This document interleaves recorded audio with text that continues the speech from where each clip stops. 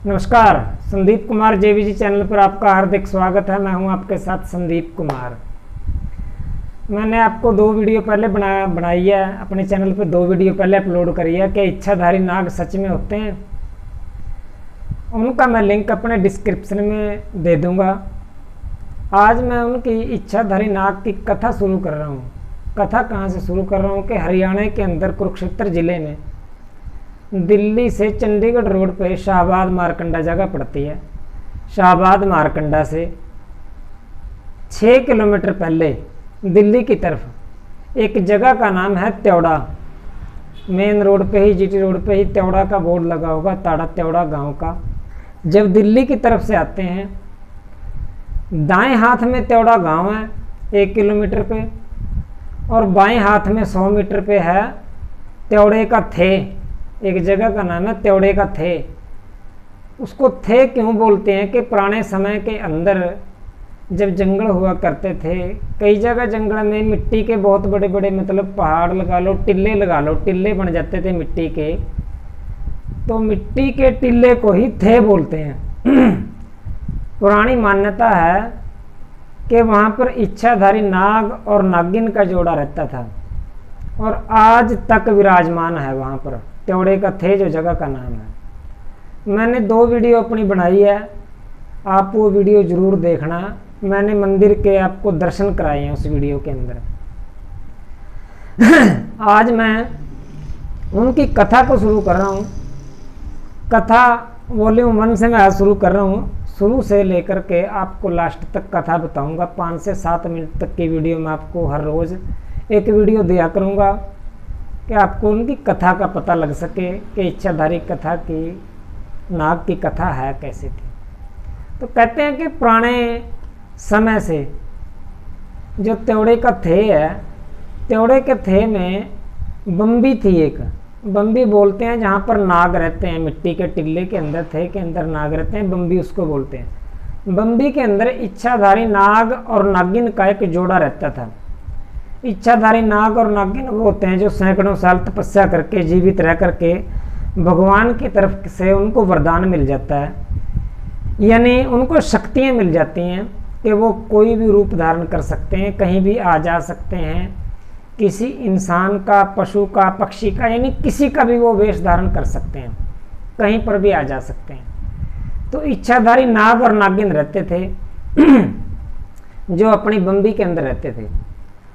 अब कथा जो शुरू है, कहते हैं कि जो मैंने आपको जगह बताई शाहबाद मारकंडा थे से 6 किलोमीटर, शाहबाद मारकंडा के अंदर बहुत ही प्राचीन मंदिर है माता बाला सुंदरी का। माता बाला सुंदरी और शाकुंभरा देवी माता का मंदिर है। हर साल वहाँ चैत्र के नवरात्रे जो लगते हैं, चैत्र नवरात्रे में 7, 8, 9 और 10वीं को बहुत भारी मेला लगता है। माता बाला सुंदरी का मेला भरता है शाहबाद मारकंडा में।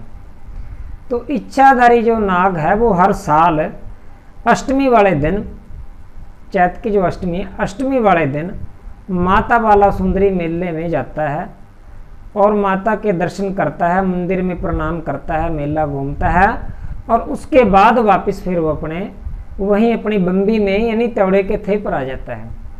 हर साल उसने ऐसे ही जाना है।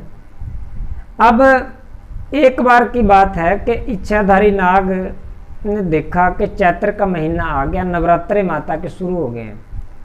अब धीरे धीरे दिन बीतते गए तो अष्टमी का दिन आ गया। जब अष्टमी का दिन आया, दुर्गा अष्टमी का, तो इच्छाधारी नाग ने नागिन से कहा कि भगवान कि आज अष्टमी का दिन है और मैं माता बाला सुंदरी मेले में जाऊंगा और माता बाला सुंदरी मंदिर में दर्शन करके आऊँगा, माथा टेक के आऊँगा। तो हर साल की तरह जाता था।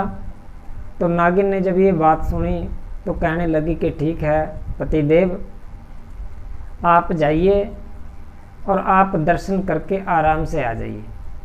तो अब इच्छाधारी नाग वहाँ से, यानी अपनी बम्बी से, अपनी जगह से चल के, त्योड़े के थे से अब शाहबाद की तरफ चल दिया। उसने इंसान का रूप धारण कर लिया। मेले में जाकर के आराम से लाइन में लग कर के माता बाला सुंदरी मंदिर में जाकर के उसने माता के दर्शन किए, माता को शीश नवाया, प्रणाम किया, दर्शन किए बड़े प्रेम से। दर्शन करने के बाद माता बाला सुंदरी मंदिर से निकल के माता शाकुंभरी देवी माता के भी दर्शन करें। उसके बाद वो बाहर मेले में, मेला ग्राउंड में घूमने के लिए आ गया, जहाँ पर मतलब उनके साथ साथ जो दूर दूर से संगत आती है, हर साल श्रद्धालु आते हैं माता के मेले में दर्शन करने के लिए, मेला घूमने के लिए। तो अब वो मेले में घूमने लग गया। मेला ग्राउंड के अंदर घूमते घूमते एक जगह उसकी नज़र जब पड़ी है तो उसने क्या देखा कि एक जगह बहुत भारी पब्लिक भीड़ जमा हो रही थी। जब एक जगह भीड़ इकट्ठी देखी तो इच्छाधारी नाग के अंदर जो उसने इंसान का रूप धारण किया हुआ था, उसके अंदर एक उत्सुकता हुई कि मैं भी देखता हूँ कि आखिर यहाँ क्या हो रहा है। जब ये बात सोच करके जहाँ वो भीड़ इकट्ठा हो रही थी, जब उस भीड़ के पास पहुँचा और भीड़ को चीरता हुआ जब वो बिल्कुल आगे पहुँचा तो उसने देखा कि वहाँ पर एक सपेरा अपनी बीन बजा रहा है और तरह तरह के सांप, छोटे कोई बड़े, एक से एक उसके पास पिटारियों के अंदर नाग बंद हैं और वो अपने नाग यानी वहाँ पर तमाशा कर रहा है। जैसे हम आपने देखा होगा मंदिर में मदारी तमाशा करते हैं, ऐसे ही सपेरा नाग का अपना तमाशा दिखा करके मतलब वहाँ लोगों का मनोरंजन कर रहा है, ताकि उसके बाद उसको वो कुछ दान दे सकें जो भीड़ वहाँ खड़ी थी।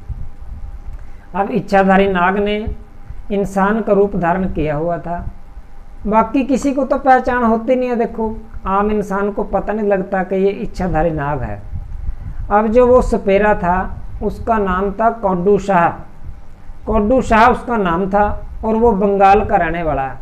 आपको पता है कि बंगाल का जादू पूरी दुनिया के अंदर मशहूर है कि बंगाल के अंदर जादू चलता है। तो जिस वक्त उसने अपना वो तमाशा संपूर्ण किया, समाप्त किया, तमाशा समाप्त करने के बाद उसने मदारी ने अपने नाग इकट्ठे करके अपनी पिटारियों में बंद करके झोली के अंदर डाल लिए और वो दान लेने के लिए जब भीड़ की तरफ गया और जिस वक्त उसकी नज़र इच्छाधारी नाग से नज़र मिलाई तो वो कौड्डू शाह बंगाला जो था वो विद्या के अंदर भरपूर था, बंगाल का जादू वो जानता था, इल्म को जानता था। तो उसने उसकी पहचान कर ली। जब इच्छाधारी नाग की पहचान उसने की तो वो इच्छाधारी नाग के फटाफट उसने अपनी झोली बंद करी, पिटारी बंद की, अपनी झोली कांच में उठाई और इच्छाधारी नाग के पीछे लग लिया। और उधर इच्छाधारी नाग को भी ये पता चल गया कि ये सपेरे ने मेरे को पहचान लिया कि मैं इंसान नहीं नाग हूँ। अब ये बात सोच कर के इच्छाधारी नाग उस भीड़ में से बाहर निकल गया, यानी अपने स्थान की तरफ, त्योड़े की तरफ चलने लग गया। अब जिस वक्त त्योड़े की तरफ चलने लग गया उसने पीछे मुड़ के देखा तो आगे आगे नाग और पीछे पीछे सपेरा। अब जब पीछे पीछे सपेरा था तो अब इच्छाधारी नाग ने थोड़ी अपनी मतलब रफ्तार थोड़ी तेज करी तो उधर से पीछे से उसने भी, कौड्डू शाह बंगाला भी, सपेरा भी उसके पीछे तेज तेज कदमों से चलने लगा। और ऐसे करते करते दौड़ते दौड़ते इच्छाधारी नाग अपने त्योड़े के थे जो उसकी जगह थी जहाँ पर वो रहते थे वहाँ पर आया और बम्बी के अंदर प्रवेश कर गया।